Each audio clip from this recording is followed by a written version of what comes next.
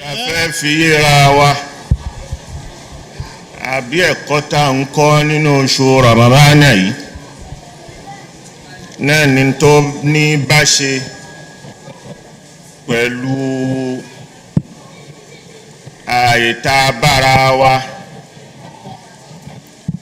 àti bá ti bára wa àti tó sún wa débi tá bára wa àwọn nǹkan wọ̀nyí náà ni ó ní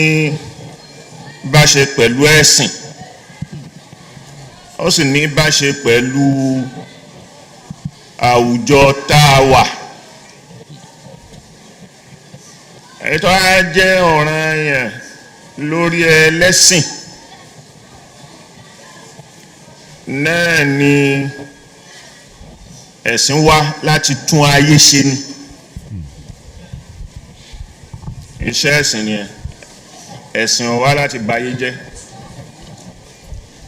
tẹ̀sìn ò bá wá láti bayé jẹ́ agbáwọn ànábì dìde kí wọ́n jẹ́ alátúnṣe fún àwọn nǹkan tó bá wà nílẹ̀ tí wọ́n bá bóyá láṣà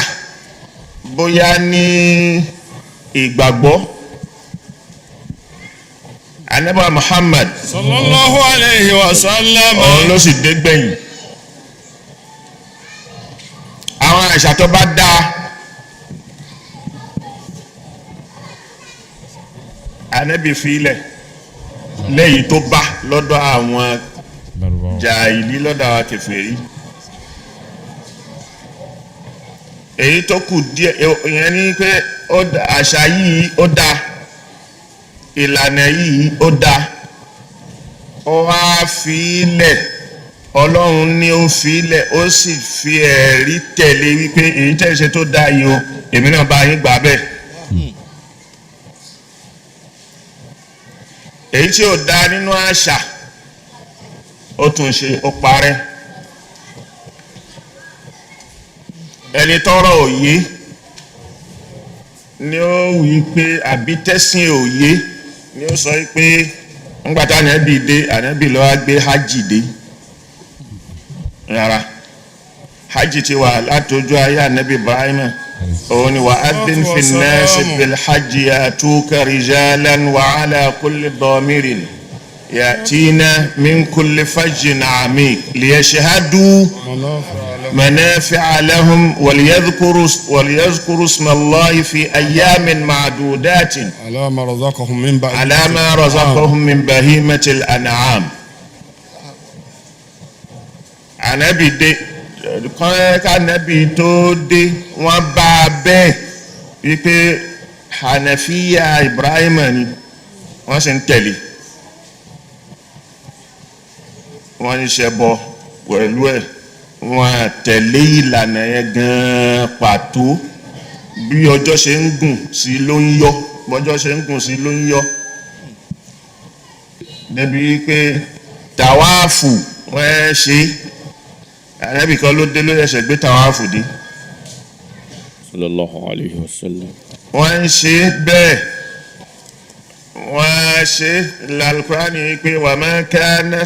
وما كان صلاتهم عند البيت إلا مقاء وتصديا èyí tí wọ́n fi máa dárúkọ Ọlọ́run tí wọ́n máa ṣe kíní ìfẹ́ ni wọ́n ń sú wọ́n á súfèé pàtẹ́wọ́ yípo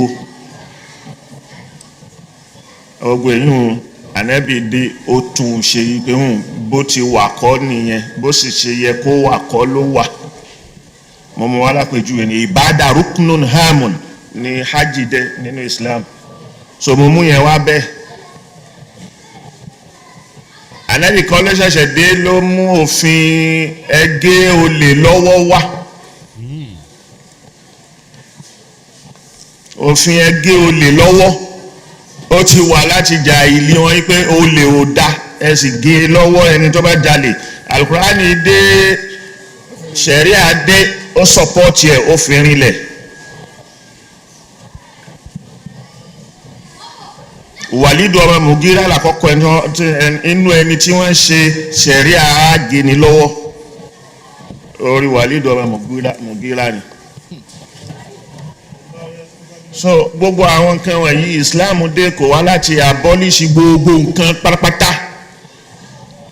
torí pé àwọn ànábì yẹn dé wọ́n wá tún ayé ṣe ni wọ́n wá túnlẹ̀ ṣe ni ilẹ̀ tí wọ́n wá tún ṣe yẹn gbogbo ẹni tó bá jogún ẹ̀sìn lọ́dọ̀ àwọn ànábì pàápàá jùlọ ànábì Muhammad sallallahu alaihi wasallam tó dé gbẹ̀yìn ó lè wá kì í ṣe gbogbo nǹkan lè máa ní haram bídíà haramu ma haramahu Allah Ọlọ́run ti la nǹkan tó harama halali ẹ̀ ó ti ṣe halali ó ti là Ànábì sì ní alhalalu bayyinun walharamu bayyinun halali fojú hàn èèwọ̀ náà fojú hàn wa baynahuma umurun mushtabihatun àwọn ọ̀rọ̀ míì wà ń bẹ tó rú tó tí ó dàrú tí ò ní yé bọ̀rọ̀ ìpínṣẹ́lẹ̀ yẹ aláàlí ni ìṣẹ́lẹ̀ yẹ aráàmù ni sakata Allahu an ashiya